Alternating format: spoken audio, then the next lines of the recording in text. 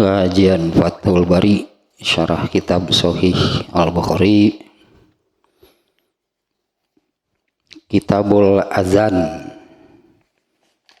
Kitabul Azan ini mencakup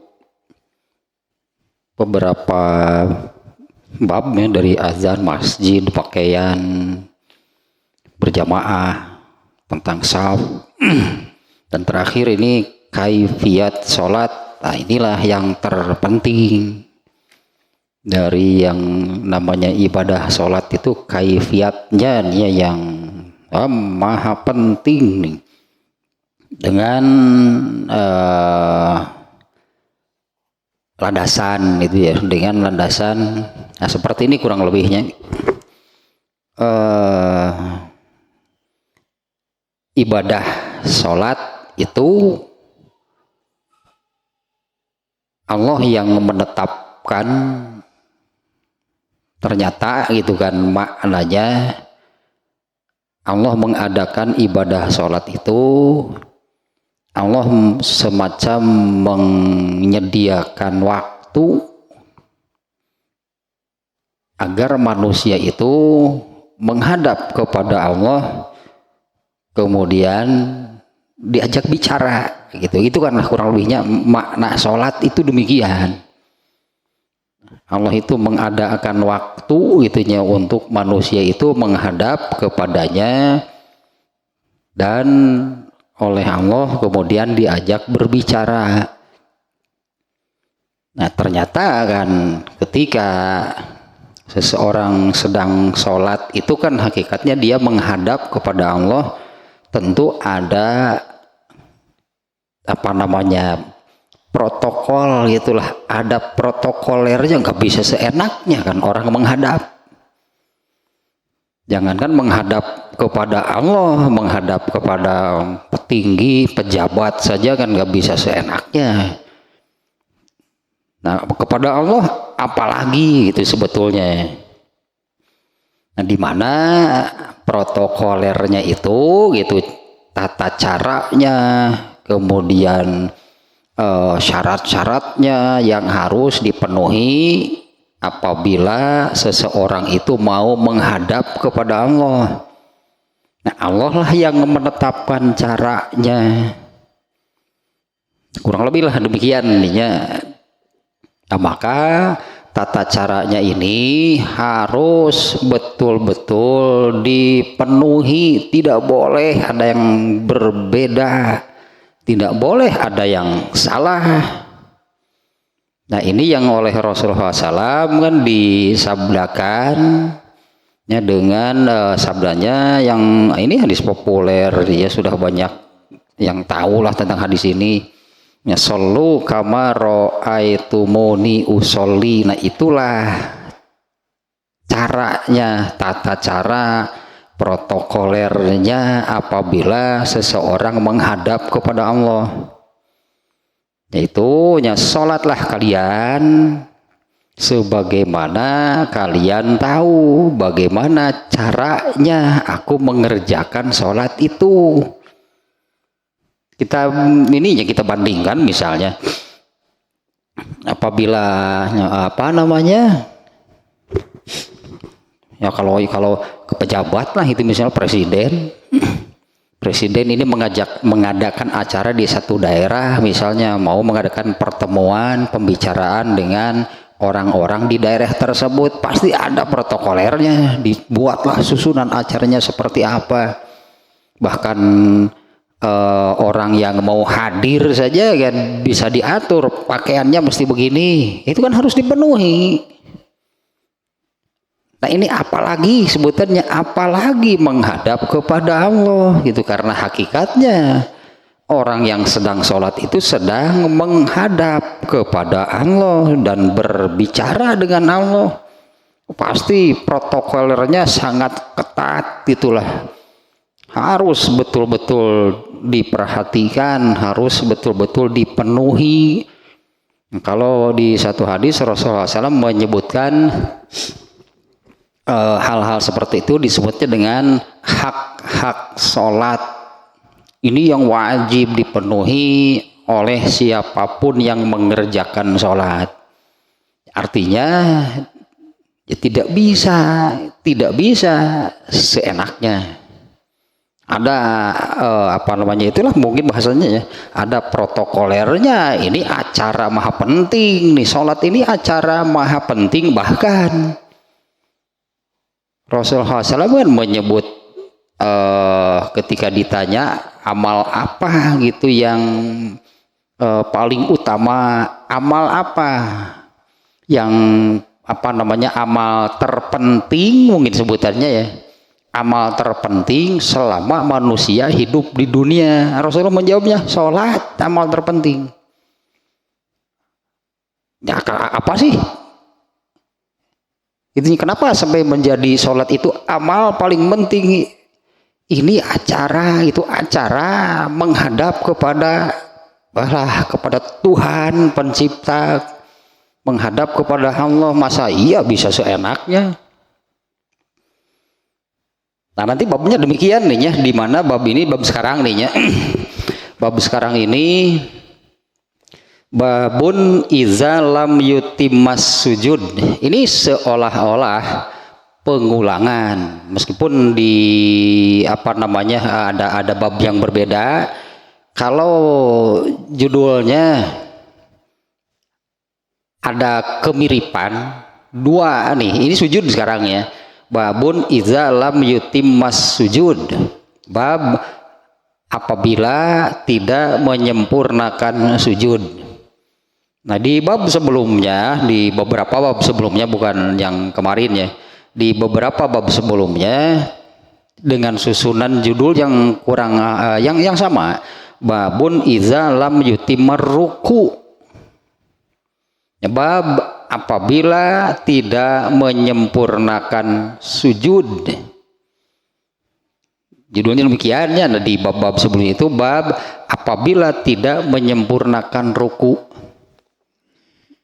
Nah ini dua yang disebut-sebut gitu ya. Kalau di posisi yang lain, ya di posisi yang lain, karena kan sholat itu terdiri dari beberapa posisi. Berdiri, ya, posisi di dalam sholat itu ada berdiri, ada ruku, ada sujud, ada duduk gitu ya. Nah dari beberapa posisi tersebut, nah ini dua posisi ini nih, ruku dan sujud. Memang secara keseluruhan juga dituntut sama ya, seluruhnya ya, posisinya, gerakannya, bacaannya. Ya ini apa namanya harus betul-betul dijalankan sesuai dengan protokol yang Allah tetapkan. Berdirinya harus berdiri seperti apa? Ini berdiri itu, berdirinya itu kan berdiri menghadap dan bicara dengan Allah. Coba berdirinya mesti seperti apa? Duduknya ya sama lah pokoknya semuanya ya. Ini diantaranya di bab ini nih. Kita kembali nih ya ke apa namanya ya, bab khusyuk sebetulnya. Nah karena makna khusyuk ya, makna khusyuk di dalam sholat itu ternyata ini kan seringnya kita mendengar khusyuk gitu ya di apa namanya di dalam sholat. Nah, kita sering mendengar tentang khusyuk di dalam sholat. Sering juga kita mendengar ada orang yang mengatakan seperti ini, saya ini kalau sholat itu susah gitu untuk khusyuk. Ketika sholat itu pikiran itu kemana gitu ya. Ya sedang sholat tapi pikirannya ke hal-hal lain di luar sholat. Namun dia gitu, orang yang demikian mengatakan, jadi sholat saya itu tidak khusyuk gitu. Karena ketika sedang sholat itu pikiran itu ke mana-mana. Padahal bukan yang seperti itu. Khusyuk itu bukan soal pikiran itu tidak kemana-mana, karena tidak akan kejadian, tidak akan pernah ada satu orang pun apabila sholat lalu tidak ingat apapun hal-hal di luar sholat, nggak akan ada. Karena khusyuk bukan yang demikian. Nah ternyata itu nih di sidik ini sudah agak lama bab niki saya buka lagi bab ke 88 ini sudah sangat lama ini sekarang bab 132 bab 88 bab khusyuk di dalam sholat. Nah ternyata ini kita ini lagi nya karena ini sangat erat nih kaitannya dengan bab sekarang ininya dengan judul yang tadi bab sekarang bab apabila tidak menyempurnakan sujud gitu. Bab sekarang itu judulnya ya. Nah, kita lihat nih di bab khusyuknya sudah agak lama bab ke-88. Nah, hadisnya seperti ini nih. Dari Abu Hurairah, semoga Allah meridhoinya, ia berkata, Rasulullah SAW bersabda, hal tarawna kiblatiha huna, tidakkah kalian melihat kiblatku di sana? Rasulullah menunjuk ke arah kiblat gitu ya. Nah, di mana Rasulullah SAW menyabdakan seperti ini sesaat sebelum dimulai sholat. Artinya sholat ini mau dimulai ya. Ketika sholat mau dimulai, nah Rasulullah bertanya seperti ini, tidakkah kalian melihat kiblatku di arah sana? Demi Allah, nah ini kita perhatikan yang ini ya. Wallahi demi Allah ma yakhfa alayya ruku'ukum wala khusyu'ukum wa inni la arakum wara'a zuhri. Demi Allah sesungguhnya tidak tersembunyi atasku. Artinya maksudnya di sini Rasulullah tahu persis berarti maksudnya demikian nih, tidak tersembunyi atasku ruku'ukum wala khusyu'ukum, ruku kalian dan khusyuk kalian. Kalau ruku itu kan pekerjaan badan gitu kan, artinya ketika para sahabat ruku misalnya, ketika para sahabat ruku ya Rasul bisa tahu karena Rasul bisa melihat orang ruku. Kita juga sama, kalau ada orang ruku kita bisa melihat orang itu ruku. Nah di hadis ini lanjutannya, tidak tersembunyi atasku ruku kalian dan khusyuk kalian. Jadi Rasulullah itu tahu ruku para sahabat seperti apa. Kalau ruku kan pekerjaan badan gitu kan. Nah kalau khusyuknya, kalau khusyuk dengan makna yang tadi bahwa saya ini kalau sholat ini susah untuk khusyuk karena ketika sholat itu pikiran saya kemana-mana. Rasulullah tahu nggak kalau sahabat sholat pikirannya kemana-mana? Mana ada yang tahu pikiran orang? Ya kita tahu nggak kalau misalnya, ya kita sendirilah misalnya. Kalau kita melihat orang yang sedang sholat, kita tahu nggak pikiran orang itu kemana? Mana mungkin tahu? Apalagi berjamaah, makmumnya banyak. Emang Rasulullah tahu satu persatu pikirannya seperti apa?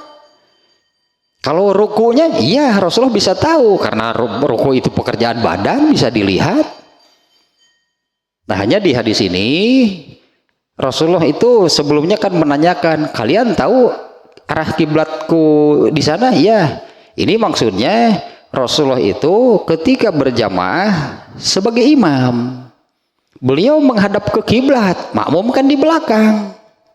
Tapi Rasulullah di sini mengatakan, aku tidak tersembunyi atasku ruku kalian. Artinya Rasulullah tahu bagaimana para sahabat ruku. Meskipun menghadap ke kiblat, para sahabat makmum di belakang. Tapi bisa tahu kalau itu pekerjaan badan. Nah, khusyuknya di sini disebut tidak tersembunyi atasku ruku kalian dan khusyuk kalian. Jadi yang disebut khusyuk itu apa? Bukan soal pikiran. Kalau soal pikiran, Rasulullah SAW juga sama. Makanya saya katakan tidak akan ada satupun orang yang mengerjakan sholat pikirannya itu atau pikirannya itu tidak ke hal-hal di luar sholat, itu nggak akan ada. Rasulullah SAW pun sama mengalami hal seperti itu. Ada beberapa hadis lahnya yang menunjukkan demikian. Ternyata pikiran Rasulullah SAW pun teralihkan ketika sedang sholat. Nah, jadi yang disebut khusyuk di sini amalan atau kaifiat. Khusyuk yang dimaksud di sini adalah kaifiat sholat secara keseluruhan. Benar kalau yang pekerjaan anggota badannya, nah inilah yang disebut kaifiat sholat. Bagaimana berdirinya, bagaimana mengangkat tangannya, bagaimana kemudian meletakkan tangannya, bagaimana rukunya. Ini kan pekerjaan badan. Benar kalau Rasulullah bisa tahu. Tapi kalau isi pikiran orang, dalam arti kan apakah sedang sholat itu pikirannya itu konsentrasi ke sholatnya atau ke hal di luar sholat. Nah itu Rasulullah nggak tahu. Nah di bab ini kemudian di bab kalau barusan yang disebut dua, jadi seolah-olah aku tahu persis kalian itu rukunya seperti apa. Yang kedua, aku tahu persis khusyuk kalian seperti apa. Nah ternyata kan khusyuk di sini sholat secara keseluruhan. Dari semua sholat secara keseluruhan itu pokoknya dari takbir sampai salam. Atau kalau melihat posisinya kan, orang memulai sholat itu dengan berdiri. Rasulullah tahu bagaimana sahabat berdiri. Kemudian ruku, kemudian sujudnya, duduknya. Nah Rasulullah tahu semuanya karena itu memang pekerjaan anggota badan.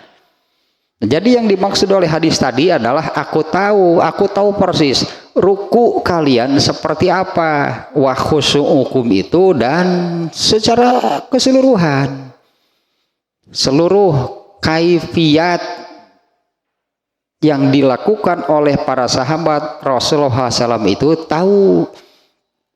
Nah kemudian ini ada duanya hadisnya di bab ini, di bab khusyuk nih sebetulnya nih ya.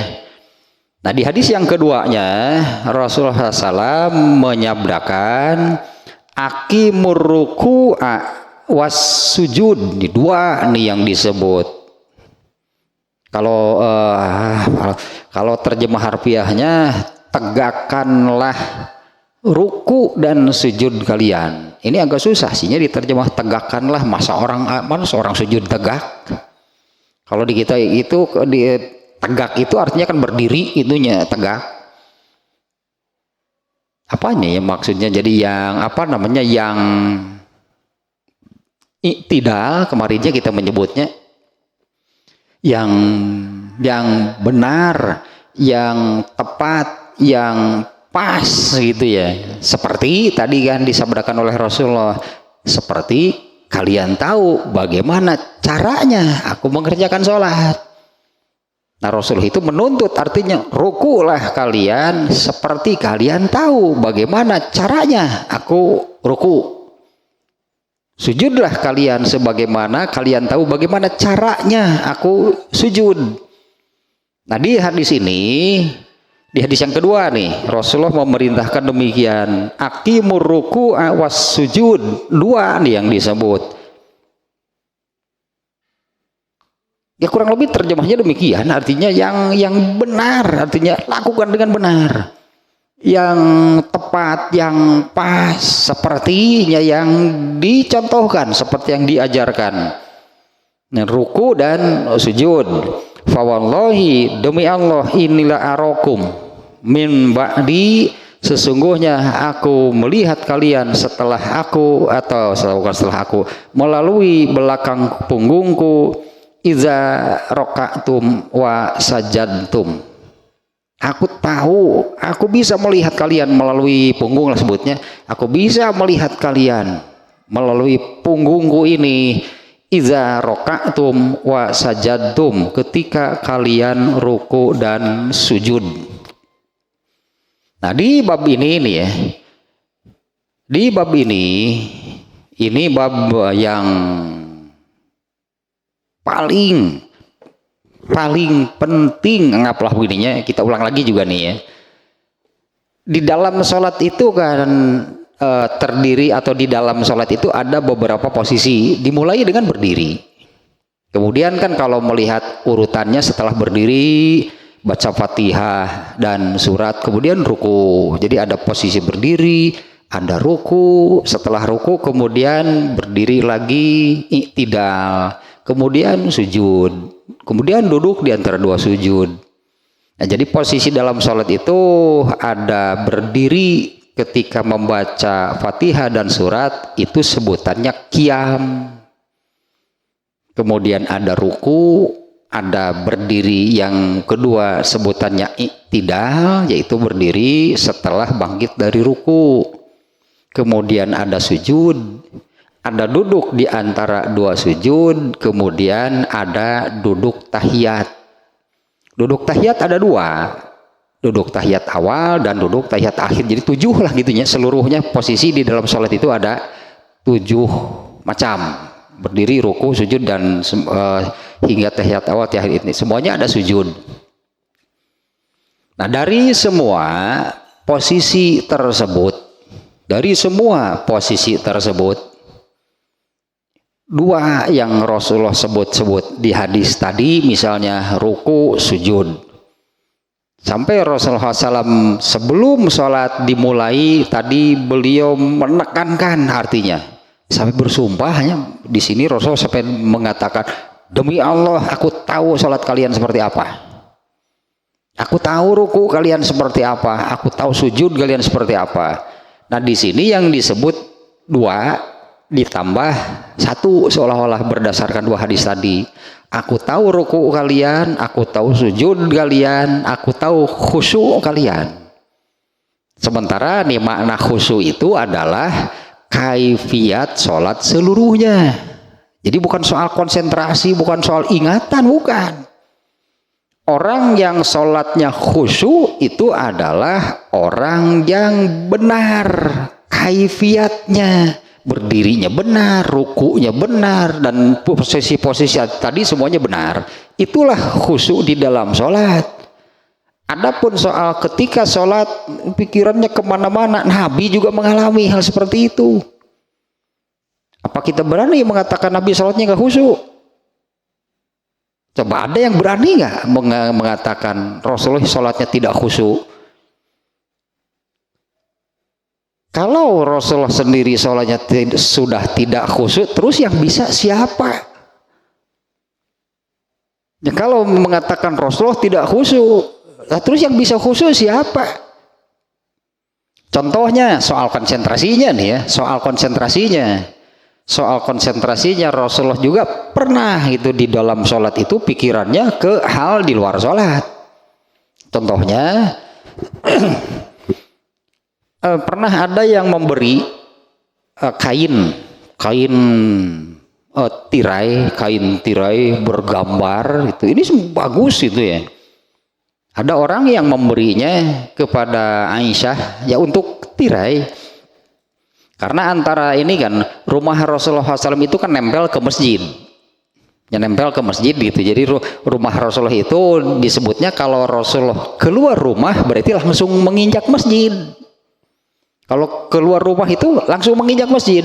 Kalau keluar masjid pulang langsung masuk rumah. Nah, pintunya ini itu pintu antara rumah Rasulullah dan masjid. Ternyata hanya dihalangi dengan sebuah tirai. Ini dulunya keluar dulu nih sedikit nih. Ada seorang perempuan yang sedang menangis di kuburan, menangisi anaknya yang sudah dikubur gitu ya.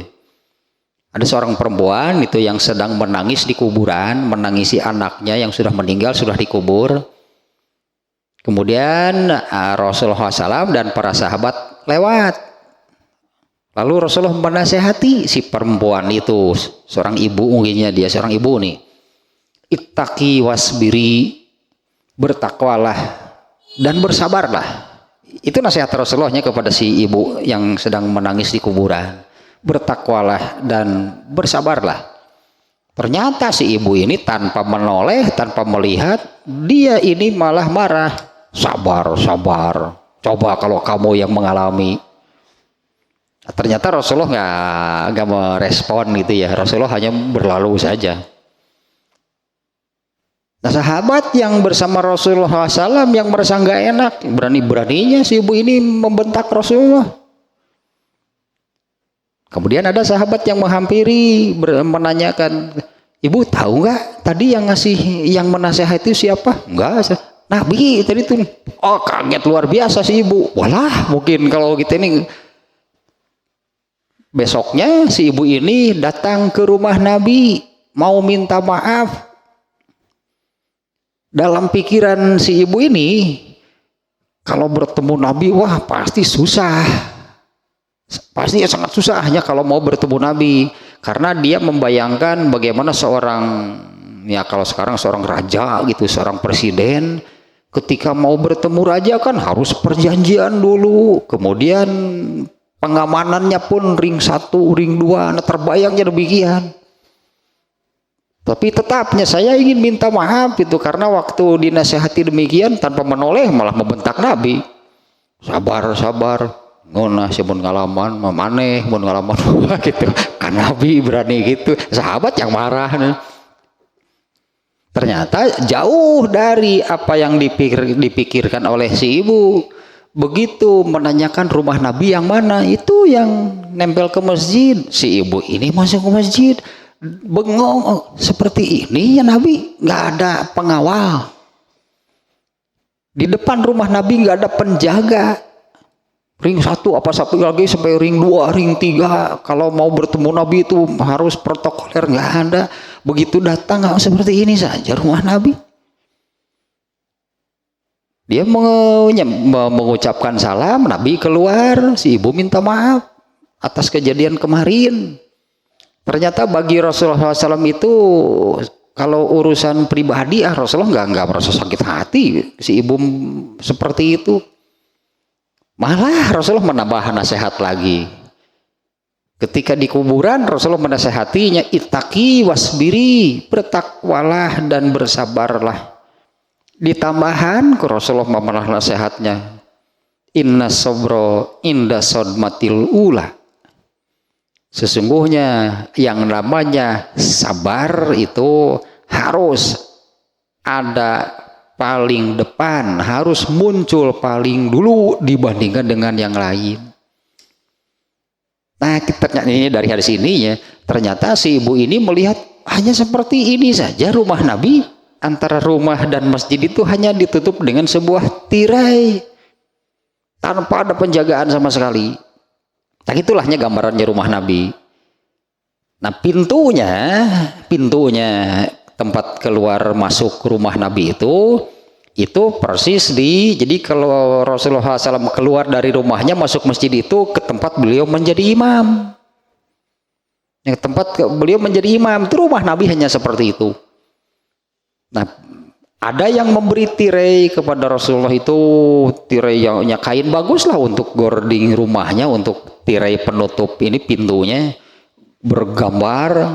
Nah, Rasulullah SAW pernah sholat, dan tentunya kan sholat tidak sambil merem gitu kan, sholat kan tidak sambil memejamkan mata, sehingga meskipun sholatnya melihat ke bawah, ini tirai kan terlihat. Ya kan, tirainya tetap terlihat kan. Nah, selesai sholat Rasulullah SAW kemudian mengatakan kepada Aisyah, hei, ganti ini tirainya nih. Fa innahu la tazalu suratuhu tusawwironi fi sholat. Karena gambarnya ini terus menerus mengganggu sepanjang aku sholat. Tuh kan pikiran Rasulullah kan iya juga tirai ya bergambar gitulah. Akhirnya pikirannya kan, konsentrasinya keluar dari amalan gitunya, amalan sholat. Jadi khusyuk bukan yang itu. Nah, di hadis ini Rasulullah SAW itu menyabdakan tadinya, yang benar kalian, aqimus ruku'a was sujud.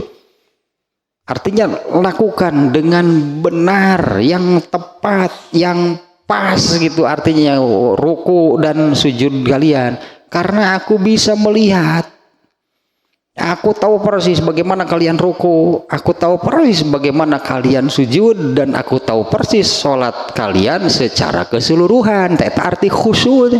Aku tahu persis sholat kalian secara keseluruhan seperti apa.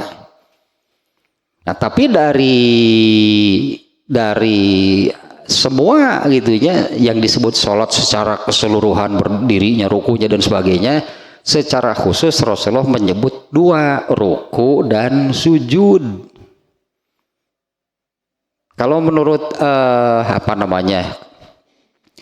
kalau menurut ilmu bahasa lah sebutnya, menurut bahasa Arab nama ini atful khos alal am. Maknanya begini, ketika Rasulullah menyebut khusyuk, itu sholat kaifiat secara keseluruhan, kan ruku dan sujud sudah ada di dalamnya. Jadi lakukan dengan benar gitunya seluruh amalan sholat kalian, mulai dari takbir sampai salam. Ini di dalamnya ruku dan sujud itu tentu sudah ada, sudah terbawa. Tapi kemudian disebut secara khusus, ruku kalian, sujud kalian. Artinya ini ada apa?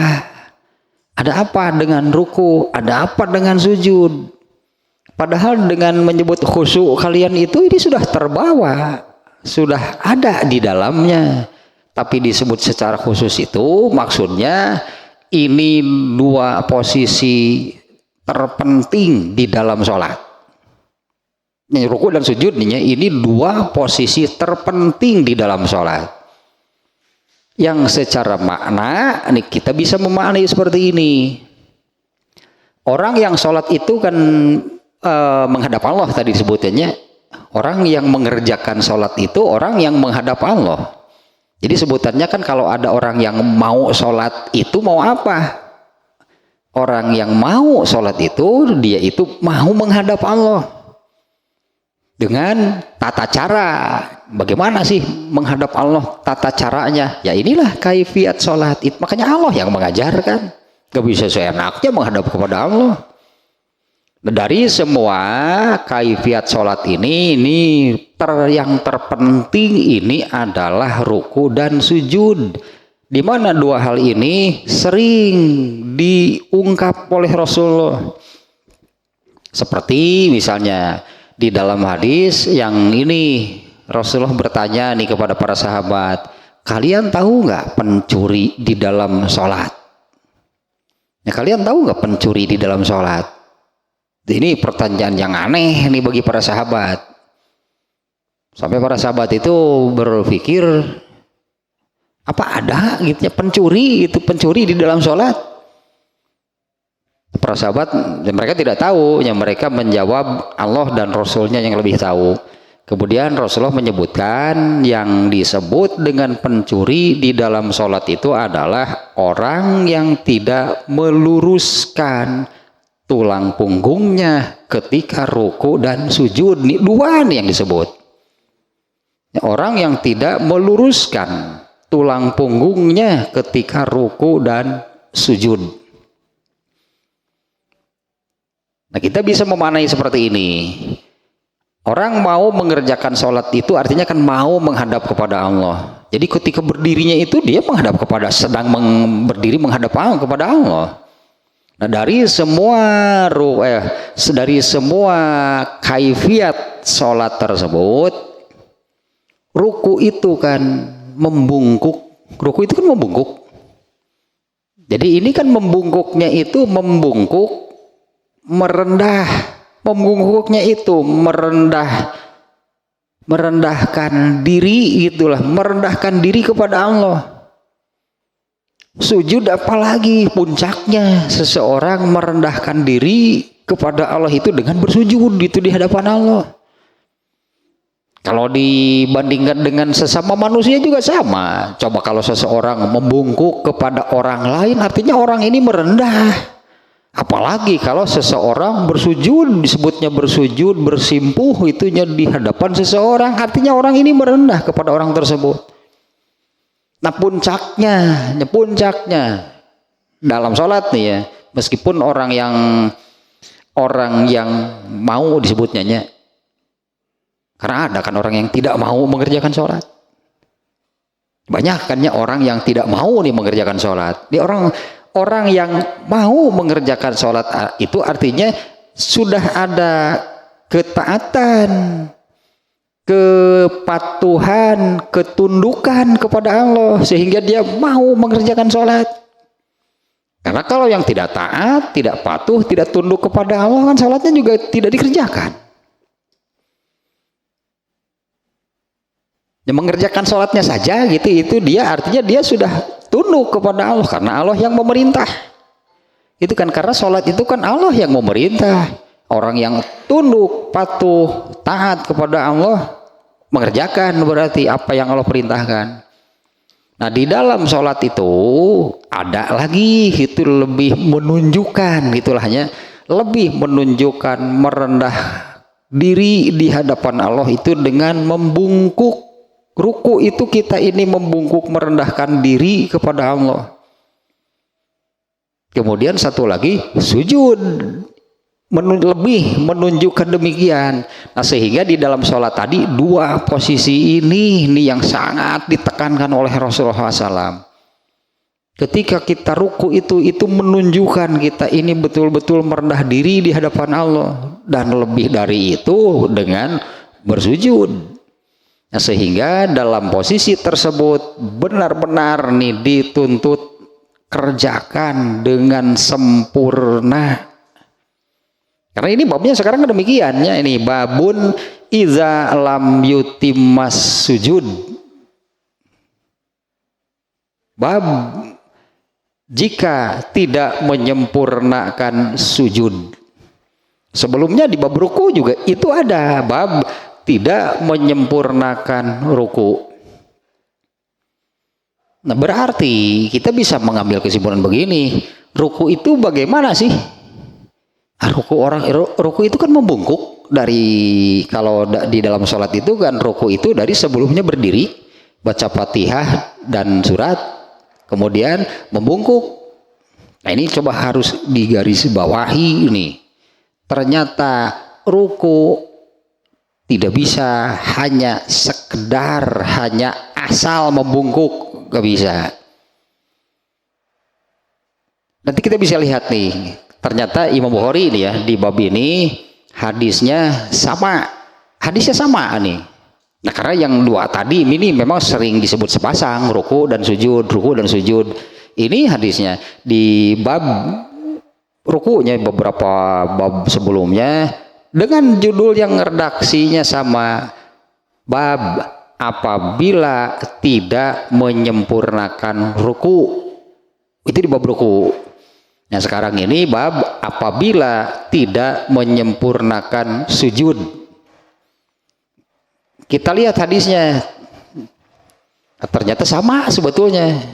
Sudah lupa pasti pasti sudah lupa bahasa eta di bab jika tidak menyempurnakan ruku, hadisnya yang mana? Sama ternyata nih dengan yang sekarang nih. Kita baca dulu nih hadisnya nih ya. Atau tadinya ada yang harus digarisbawahi, harus terasa sih, harus sampai ke rasa gitu, harus terasa ketika sedang ruku itu kita ini sedang menunjukkan lebih, artinya lebih merendah diri di hadapan Allah. Ya, padahal tadi kan orang yang mau mengerjakan sholat itu artinya dia sudah ada tunduk kepada Allah, Allah memerintah, dia kerjakan, kan sudah menunjukkan ketaatan gitu kepada Allah, menunjukkannya ya, artinya taat, patuh, tunduk gitunya. Ketika Allah memerintah begini kerjakan, ya artinya patuh orang itu, artinya tunduk. Nah lebih menunjukkan gitu ketundukan dirinya kepada Allah itu ini dalam dua posisi ini.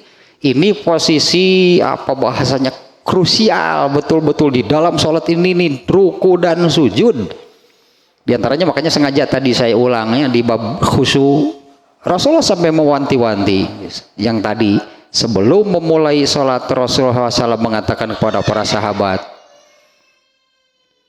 apa kalian melihat kiblatku sebelah sana? Maksudnya kalian tahu kan kalau aku sholat itu menghadap ke sana, yaitu menghadap ke kiblat.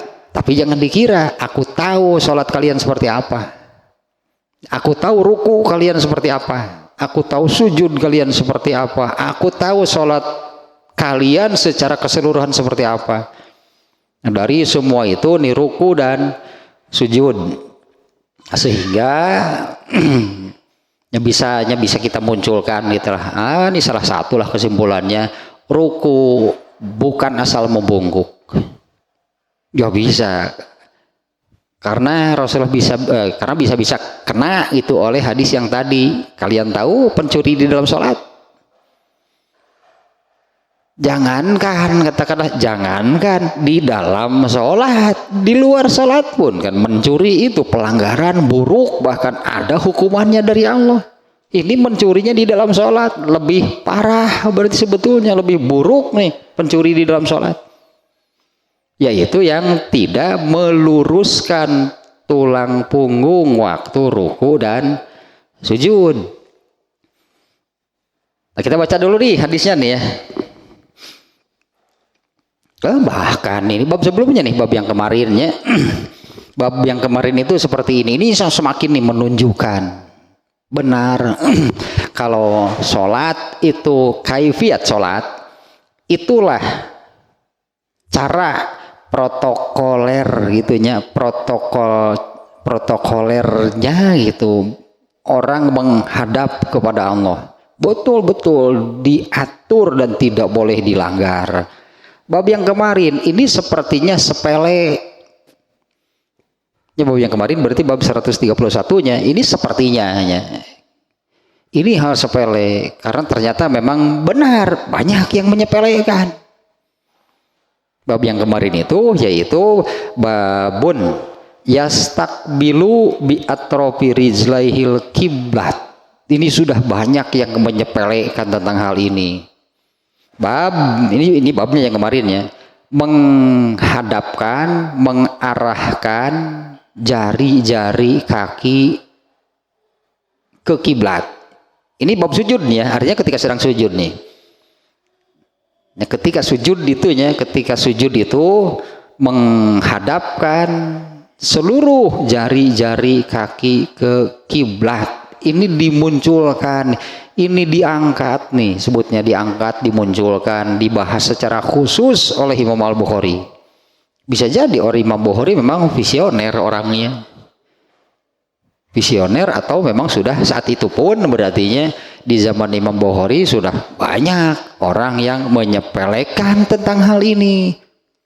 Ketika sujud itu berartinya jari-jari kakinya tidak dihadapkan ke kiblat. Jangan dianggap enteng, ini posisi sujud. Dimana kan sujud ini posisi puncak. Posisi puncak dari yang namanya sholat itu adalah sujud. Sampai hal yang ini pun yang kemarinnya oleh Imam Bukhari dimunculkan secara khusus. Dan kalau melihat realitanya benar ternyata nih, coba saja kita lihat, perhatikan orang yang sholat sekarang. Banyak nih ini yang tidak mengerjakan ini, tidak melipat jadinya ya jari, karena posisi telapak kakinya kan tegak. Posisi telapak kakinya tegak, kemudian seluruhnya bukan sebagian. Posisi telapak kakinya tegak, seluruh jarinya dilipat menghadap kiblat. Ini sudah banyak nih yang ya yang tidak memperhatikan. Bisa jadi karena menganggap sepele. Itu yang kemarin ya, di bab sujud itu Imam Bukhari sampai ke hal seperti ini pun dimunculkan, itu dibuat satu bab, satu pembahasan tersendiri, yaitu soal menghadapkan seluruh jari-jari kaki ke kiblat. Nah, kita baca nih hadis yang sekarang. Nah, hadisnya sebetulnya hanya pengulangannya dari di bab apabila tidak menyempurnakan ruku. Nah, hadisnya an Abi Wailin an Huzaifata bi annahu ra'a rajulan la yutimmu ruku'ahu wala sujudahu. Ini ruku sujud barusannya. La yutimmu ruku'ahu wala sujudahu. Falamma qada salatahu qala lahu Huzaifatu ma sholaita. Nanti ini kita terjemah perlahan ya, coba diperhatikan nih redaksi hadis ini nih. Qala au wa ahsibuhu qala walau mutta ala ghairi sunnati Muhammadin sallallahu alaihi wasallam. Berat sebetulnya nih hadis ini nih. Berat teh. Kalau apa sihnya kita menyebutnya kalau asal sebutannya gitu. Kalau asal mengerjakan sholat, artinya asalnya itu asal berdiri, asal membungkuk ketika ruku, asal sujud, asal duduk. Terutama ini terkait dengan ini dua posisi ini yang Rasulullah SAW menyebutnya kalau tidak sempurna mengerjakannya, dia disebutnya pencuri di dalam sholat. Nah, terjemahnya demikian nih. An Abi Wailin an Huzaifata radhiyallahu anhu, dari Abu Wail dari Huzaifah. Ini Abu Wail nih yang menceritakan. Nah, Abu Wail mengatakan Huzaifah ro'a rojulan. Huzaifah melihat seseorang la yutimmu ruku'ahu wala sujudahu. Huzaifah melihat seseorang yang tidak menyempurnakan ruku dan sujudnya. Nah, sampai di situ dulu nih. Abu Wailnya mengatakan Huzaifah melihat seseorang yang sholat tentunya ya, melihat seseorang mengerjakan sholat, orang tersebut tidak menyempurnakan ruku dan sujudnya. Falamma qada sholatahu, ketika orang itu selesai sholat, akhirnya ketika orang itu selesai sholat, qala lahu Huzaifatu, Huzaifah berkata kepada orang itu, ma sholaita. Berat ternyata nih.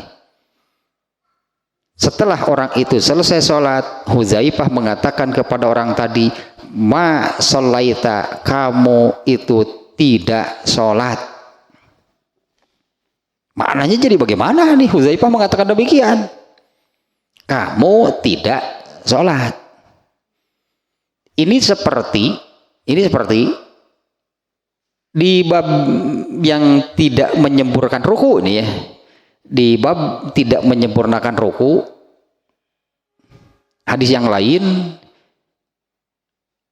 Imam Bukhari itu memasukkan hadis yang ini, mungkin masih ingat nih bab ininya, bab apabila tidak menyempurnakan ruku. Di antaranya ada hadis lainnya yang dimuat oleh Imam Bukhari itu adalah Rasulullah SAW sedang berada di masjid dengan para sahabat. Masuklah seorang laki-laki, kemudian sholat. Setelah selesai sholat, orang ini menghampiri Rasulullah SAW, mengucapkan salam. Oleh Rasulullah SAW, salamnya dijawab. Kemudian Rasulullah mengatakan, irji fasolli, kembali kamu, ulangi sholat kamu. Fa innaka lam tusolli, karena kamu itu sama dengan tidak sholat. Ini penilaian Rasulullah ya. Rasulullah SAW mengatakan demikian. Setelah orang itu selesai, katakanlahnya setelah orang itu selesai mengerjakan sholat, karena memang orang ini kan menghampiri Rasulullah SAW. Nah, Rasulullah mengatakan demikian, ulangi, balik lagi, ulangi sholat kamu. Fa innaka lam tusolli, karena kamu itu sama dengan tidak sholat. Kurang lebih maknanya demikian lah ya. ulangi sholat kamu. Benar, tadi kamu sudah mengerjakan sholat sampai selesai, tapi dengan, berarti kan ini seperti ini, tapi dengan sholat atau dengan cara sholat yang seperti tadi, kamu itu sama dengan tidak sholat. Orang itu sholat lagi seperti yang diperintahkan oleh Rasulullah. Selesai sholat, menghampiri Rasulullah, mengucapkan salam, dijawab oleh Rasulullah. Kemudian Rasulullah yang kedua kalinya mengatakan yang sama, balik lagi, ulangi sholat kamu karena kamu sama dengan tidak sholat. Balik lagi, sholat lagi. Setelah selesai menghadap Rasulullah lagi, sama, ternyata Rasulullah memerintahkan balik lagi, ulangi karena kamu sama dengan tidak sholat. Akhirnya kan orang ini menyerah. Dia mengatakan, andai engkau perintahkan berulang-ulang terus pun, katakanlahnya, itulah sholat yang aku bisa. Itulah sholat yang aku bisa. Artinya seperti itulah cara saya mengerjakan sholat. Kemudian orang ini kan meminta, kalau begitu ajari saya sholat. Nah, hadis itu kan oleh Imam Bukhari ditempatkan di dalam bab tidak menyempurnakan ruku. Itulah akibatnya kalau tidak menyempurnakan ruku. Rasulullah SAW menyebutnya, fa innaka lam tusalli, kamu sama dengan tidak sholat. Jadi benar betul-betulnya kalau saya katakan bahwa ruku bukan atau tidak bisa asal membungkuk. Andai Rasulullah ini ya, kalau kita berandai-andai ini, andai Rasulullah SAW masih ada, kemudian beliau melihat kita sholat, kira-kira Rasulullah ngomong apa? Andai gitu kita mengerjakan sholat, kemudian Rasulullah memperhatikan gitu kita mengerjakan sholat, setelah selesai kira-kira Rasulullah ngomong apa? Ya samalah kurang lebih seperti yang tadi. Sini kamu yang murid dan Rasulullah teh, ulangi sholat kamu dengan cara seperti tadi, kamu sama dengan tidak sholat. Balik lagi, ulangi. Sigana gitu bakal siga gitu, kurang lebih kalau Rasulullah melihat kita sholat kurang lebih sama. Nah di sini nih Hudzaifah sejalan dengan Rasulullah SAW, karena kata Abu Wa'il nih, Abu Wa'il menyebutkan Hudzaifah melihat seseorang mengerjakan sholat disebut secara khusus. Hudzaifah melihat seseorang yang tidak, nih disebut secara khususnya di redaksi hadisnya, la yutim ruku'ahu wala sujudahu. Hudzaifah melihat seseorang yang tidak menyempurnakan ruku dan sujudnya. Selesai sholat, Hudzaifah berkata kepada orang tadi, ma sholaita, disebutnya apa namanya wawanianan gitulah, seolah-olah wawanianan menetapkan orang itu sama dengan tidak sholat. Kan jelas Hudzaifah dasarnya jelas kan, pegangannya berkata demikian. Rasulullah juga pernah mengatakan hal seperti itu ketika melihat seseorang yang mengerjakan sholat terkait dengan dua hal ini, ruku dan sujud. Itu penilaian Rasulullah, itu penilaian Hudzaifah mengatakan demikian. Kalau Rasulullah SAW dengan hanya beda redaksi sajanya, Rasulullah SAW dengan kata-kata irji fasolli, balik lagi, ulangi sholat kamu. Nah, kata-katanya fa innaka lam tusolli, sama sebetulnya maknanya dengan kata Hudzaifah di sini. Sesungguhnya kamu tidak sholat, atau sesungguhnya kamu itu sama dengan tidak sholat. Sholatnya sudah dikerjakan, tapi dengan sholat yang seperti itu di mata Rasulullah SAW, orang itu sama dengan tidak sholat. benarlah kalau ada ayat yang mengatakan ayatnya, benarlah.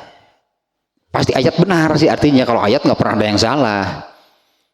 Jadi benarlah kalau ayat mengatakan fawailun lil musallin, celakalah bagi orang yang sholat, karena meskipun mengerjakan sholat sama dengan tidak sholat. Tidak sholat kan celaka ya, meskipun mengerjakan sholat tapi dengan cara sholat yang demikian itu kan itu kata-kata Rasulullah, fa innaka lam tusolli, kamu sama dengan tidak sholat. Benar ayat itu mengatakan demikian, celakalah buat atau fawailul lil musallin, ya, celakalah orang yang sholat. Benar, berarti mana enggak kan ada kan ayat yang salah. Allazina hum an sholatihim sahun, tanu sahun tinu kitu, dengan mengerjakan sholat pun sama dengan tidak sholat. Wah, celaka kalau sama dengan tidak sholat. Kamu mengerjakan sholat tapi sama dengan yang orang lain, katakanlah kamu mengerjakan sholat tapi dengan cara sholat kamu itu kamu sama dengan yang tidak sholat. Apa bedanya? Kan sama dengan yang tidak sholat. Nah, Rasulullah menilai demikian itu, orang itu tidak menyempurnakan rukunya. Di sini jelas juga di hadis yang sekarang ini ya. Nah, di hadis yang sekarang ini, makanya saya katakan tadi, coba kita nih pelan-pelan nih ya, ini redaksi hadisnya nih. Abu Wa'il mengatakan Hudzaifah melihat seseorang yang tidak jelas nih redaksinya, la yutimmu ruku'ahu wala sujudahu, bukan tidak ruku, bukan tidak sujud. Hudzaifah melihat seseorang yang tidak menyempurnakan rukunya, tidak menyempurnakan sujudnya. Setelah selesai sholat, setelah orang itu selesai sholat, Hudzaifah mengatakan seperti ini. Ya, falamma qada salatahu, setelah orang itu selesai sholat, qala lahu Hudzaifah berkata kepada orang itu, ma shallaita, sama dengan yang dikatakan oleh Rasulullah. Jadi meskipun hadis ini kan ini Hudzaifah, nabinya di sebelah mana di sini? Ini tidak menyebut-nyebut nabi ini di sini. Hudzaifah nih yang mengomentari, kamu sama dengan tidak sholat. Nah, ternyata kan Rasulullah juga pernah mengatakan hal yang sama. Jadi Hudzaifah di sini berpegang berarti kepada apa yang dikatakan Rasulullah ketika Rasulullah melihat orang yang tidak menyempurnakan ruku dan sujudnya. Apa kurang mengerikan gitu hadis ini? Kamu tidak sholat. Artinya kan meskipun mengerjakan tapi kamu sama dengan tidak sholat. Betapa celakanya kan orang yang tidak sholat. Mengerjakan tapi sama dengan tidak sholat. Nah, bahkan ini lanjutannya nih. Nah, tadi redaksinya sampai di sananya, Hudzaifah melihat seseorang yang tidak menyempurnakan ruku dan sujudnya. Setelah orang itu selesai mengerjakan sholatnya, Hudzaifah berkata, ma shallaita, kamu itu sama, kamu itu tidak sholat. Qala, nah atau apa namanya di sini, Wa'il nih. Wa'il mengatakan, saya kira wa ahsibuhu qala, saya kira Hudzaifah itu mengatakan seperti ini. Alah, ini lebih berat lagi nih jadinya nih. Lau mutta, kalau kamu mati dengan cara sholat seperti itu, walau mutta, jika kamu mati, artinya kan dengan sholat yang demikian yang dikerjakan tadi, jika kamu mati dengan cara sholat seperti itu, mutta'ala ghairi sunnati Muhammadin sallallahu alaihi wasallam. Jika kamu mati dengan cara sholat seperti itu, kamu mati bukan di atas sunnah Muhammad sallallahu alaihi wasallam. Jadi disebut nanti di aku umat moal menurut Nabi teh. Jadi aku umat moal. Kan matinya bukan jika kamu mati, ini kalimat demikiannya, walau mutta, jika kamu mati dengan cara sholat seperti itu, artinya kan jika kamu mati dengan cara sholat seperti itu, mutta ala ghairi sunnati Muhammadin SAW. Ini Hudzaifah mengatakan demikian. Jika kamu mati dengan cara sholat seperti itu, kamu mati bukan di atas sunnah Rasulullah SAW. Ini sekali lagi, ini tentang ruku dan sujud yang maknanya kurang lebih demikian. Kita ruku itu kan membungkuk, apa sih maknanya? Itu menunjukkan lebih merendah, menunjukkan ketundukan itu kepada Allah, di hadapan Allah. Sujud apalagi, sujud itu puncaknya. Di dua posisi ini ya Rasulullah SAW menuntut paling berarti lah. Meskipun tadi di hadis tadinya ruku, sujud, khusyuk. Maknanya demikian tadi kan, ruku, sujud, khusyuk ini kaifiat sholat secara keseluruhan. Aku tahu ruku kalian, aku tahu sujud kalian, aku tahu sholat kalian secara keseluruhan seperti apa. Sama, seluruhnya dituntut demikian, berdirinya, duduknya sama, lakukanlah.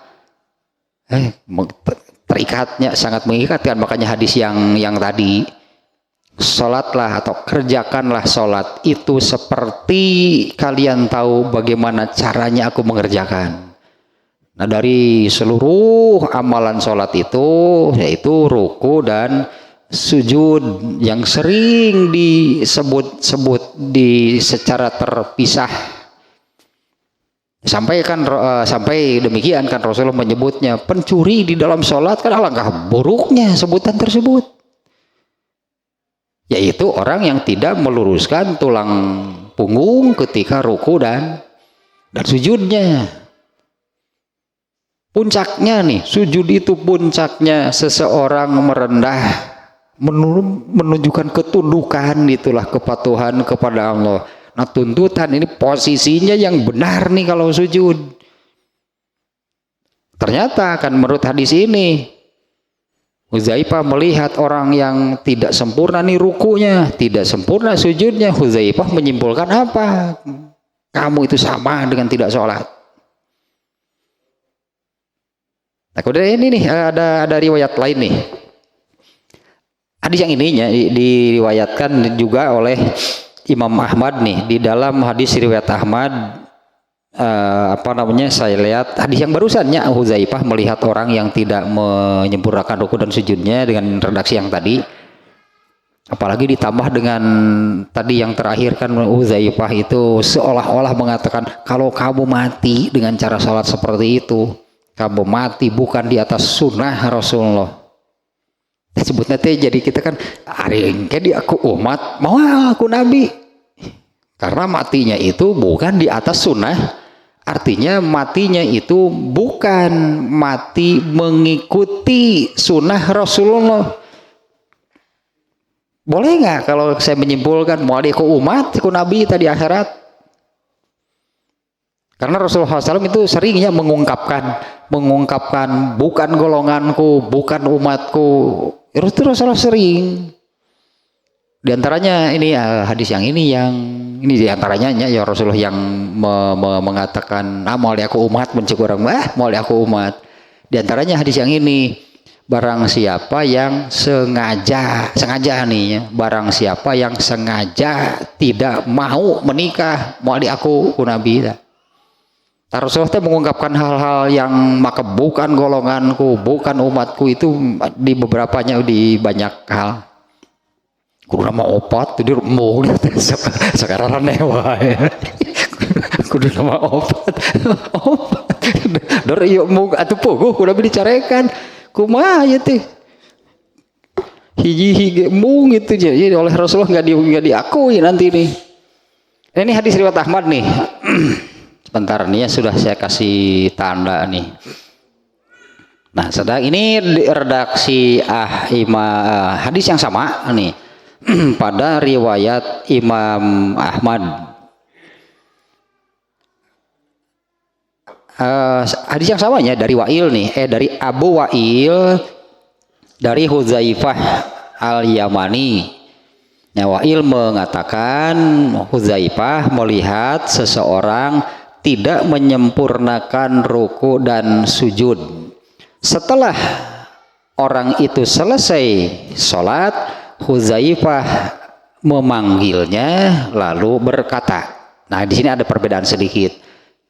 Kalau di sini langsung selesai orang itu sholat, Huzaifah mengatakan kamu sama dengan tidak sholat.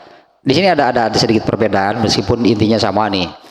Nah, selesai orang itu mengerjakan sholat, kemudian Huzaifah memanggilnya dan bertanya. Nah, kalau di sini bertanya dulu, kieu aslina bahasa Arabna pertanyaan teh munzu kam sholaita hadhihi sholata. Munzu kam sholaita hadhihi sholata. Sejak kapan kamu sholat? Kamu kalau mengerjakan sholat itu seperti itu. Ini pertanyaan demikian. Tira hajang sholatnya sih gitu. Tira hajang itu mana itu sholat sih gitu. Oh, saya sejak anak-anak seperti ini. Nah, kenyataannya sekarang banyak yang demikian. Gitu sholatnya teh tibu budak. Oh, banyak nih kenyataannya yang sudah tua ya mengerjakan sholat, tapi sholatnya seperti apa? Yang baheula we tiba sakar budak teh. Ari basakar budak dari mana itu dapat pelajaran mungkinnya. Dulu waktu anak-anak dari mana dapat pelajaran sholatnya? Baheula we sok diajak ke masjid milu berjamaah milu kan, artinya anak-anak kan ikut berdiri, ikut ruku, yang itulah ikutan berarti tak eta nu dipigaweun nepi ka aki-aki ini teh. Ini pertanyaannya tira hajang kita sholat jika gitu tahu Huzaifah teh. Pertanyaan demikian nih. Munzu kam sholaita hazihi sholata. Sejak kapan? Ini pertanyaan demikiannya. Sejak kapan kamu mengerjakan sholat seperti tadi? Sejak kapan kamu mengerjakan sholat dengan cara seperti tadi? Bisa jadi ini nih. Tira itu jawabannya teh. Orang itu menjawab, qala qad shallaituha munzu kaza wa kaza. Benar tuh jawabannya sama. Nanti udah kayak gitu, saya mah salat mah paingan cek Huzaifah. Sallaitu munzunya salaituha, aku mengerjakan salat seperti itu munzu kaza wa kaza teh sudah sejak lama salat saya demikian. Waduh, sigana teh cek Huzaifah. Maneh cenah beuneunan tiba heula teh hiji-hiji acan tah salat diterima teh. Karena setiap kali sholat Huzaifah mengatakan sama dengan tidak sholat. Ketika mengerjakan lagi kan cara sholatnya masih yang sama, masih yang seperti itu. Aneh Huzaifah nih melihat orang itu sholat subuh, kesimpulan Huzaifah seperti apa? Kamu sama dengan tidak sholat. Kemudian ketika zuhur kamu sama dengan tidak sholat, nggak ada berarti sholatnya yang diterima. Tidak ada. Ini kan dengan kata-kata ma sholaita. Nah, ini Huzaifah nih menanyakan seperti ini. Sejak kapan kamu mengerjakan sholat? Sejak kapan kamu sholat dengan cara seperti itu? Ternyata orang ini ya sudah lama gitulah kurang lebih. Sudah lama saya sholat itu memang seperti ini. Kurang lebih sama dengan yang tadinya yang Rasulullah memerintahkan balik lagi sholat, ulangi sholat kamu. Ketiga kalinya kan ketika diperintah oleh Rasulullah ulangi sholat kamu, orang ini kan mengatakan diperintah berulang-ulang lagi pun itulah sholat yang aku kerjakan. Ya artinya ya seperti itulah sholat saya. Wah, cek Nabi teh atuh nggak ada berarti sholat yang diterima. Dengan sholat seperti itu kan jelas tadi kata-kata dari Rasulullah fa innaka lam tusolli. Kalau demikian sesungguhnya kamu itu tidak sholat sebetulnya. Jadi jangan-jangan ini buat kita lah gitu kan hadis pelajaran artinya buat kita gitu kan seperti apa sholat yang kita kerjakan. Andai Hudzaifah melihat, kira-kira ngomong apa? Andai Nabi melihat nggak bagaimana kita sholat? Hadis yang tadinya, yang tadi nih yang di bab khusyuk, kalian melihat kiblatku ke arah sana? Ya. Demi Allah aku tahu ruku kalian, aku tahu sujud kalian, aku tahu sholat kalian secara keseluruhan seperti apa. Apa hadis ini hanya untuk sahabat atau juga bagi kita? Nggak ada hadis yang khusus sahabat. Kalau Rasul bersabda sesuatu berarti itu untuk seluruh umatnya. Rasul itu tahu sholat kita seperti apa. Rasul itu tahu bagaimana kita ruku, bagaimana sujud, dan Rasulullah akan ngomong sama kalau memang di sini sebabnya apabila tidak menyempurnakan sujud, kan Rasul juga akan ngomong sama kepada kita kalau kita mengerjakannya yang menurut Rasulullah SAW seperti itu. Yang apa namanya tadinya dengan yang kamu sama dengan tidak sholat. Nah di sini ada ini itu saja barusan yang bedanya ya di hadis riwayat Ahmad Rasulullah Hudzaifah Al-Yamani itu selesai orang itu sholat, Hudzaifah menanyakan demikian, sejak kapan kamu kalau sholat itu seperti itu caranya? Orang itu menjawab, ya sudah dari dulu lah kurang lebihnya, ya dari dulu kalau sholat saya itu seperti itu. Kemudian Hudzaifah berkata, ma sholaita, kamu itu sama dengan tidak sholat. Wa ahsibuhu, dan aku perkirakan, ini kata Abu Wa'ilnya, jadi aku perkirakan Hudzaifah itu mengatakan walau mutta ala ghairi sunnati Muhammadin sallallahu alaihi wasallam, andai kamu mati dengan cara sholat seperti itu, kamu mati bukan di atas sunnah Muhammad sallallahu alaihi wasallam. Jadi wajib harus kudu, tidak boleh tidak teh, yang berarti kaifiat sholat mah harus belajar. Jangan sampai menjawab seperti ini. Sejak kapan kamu kalau mengerjakan sholat seperti itu? Mau dari dulu juga. Sejak anak-anak saya sholat, kalau sholat itu saya seperti ini. Bari ayeuna teh aki-aki ke sini ini gitu ditanya teh tirah sholat siga kitu ya baheula geus kitu. Cek dapat. Atuh teh hiji-hiji acan benernya teh sholat diterima teh. Artinya kan yang dilihat oleh Hudzaifah hanya satu kali kan saat itu, tapi Hudzaifah kan menanyakan sejak kapan kamu sholat seperti itu? Sejak dulu, berarti semua sholat sebelumnya kan sama seperti itu, yang terlihat saat itu. Berarti kan satu pun tidak ada yang setiap kali sholat ma sholaita, sholat lagi ma sholaita, setiap kali sholat kesimpulannya sama dengan yang tidak sholat. Itulah yang kena pantas kalau ayat yang menyebutkan demikian, fawailul lil musallin, celakalah orang yang sholat. Meskipun bukan hanya soal kaifiat, sinya ayat tersebut bukan hanya karena itu, meskipun bukan hanya karena kaifiatnya, ayat itu lebih luas sebetulnya. Yang karena di dalam ayatnya itu kan allazinahum an sholatihim, bukan fi sholatihim. Kalau fi sholatihim itu terbatas gitulah tentang kaifiatnya, tapi kalau an sholatihim ini lebih luas terkait kiblatnya, terkait yang tadilah hak-hak sholat, bukan hanya soal kaifiatnya. Memang yang terpenting adalah pelaksanaannya. Karena hakikatnya tadi kan orang yang sedang sholat itu sedang menghadap Allah, sedang berbicara dengan Allah. Dan Allah lah yang menetapkan protokolernya itu. Kalau mau menghadap kepada Allah harus seperti apa. Ini yang oleh para ulama kan dimunculkanlah istilah sholat itu ibadah mahdhoh. Sholat itu ibadah yang murni. Ini apalagi dengan bab sekarang nih semakin terasa. Mahdhoh itu apa?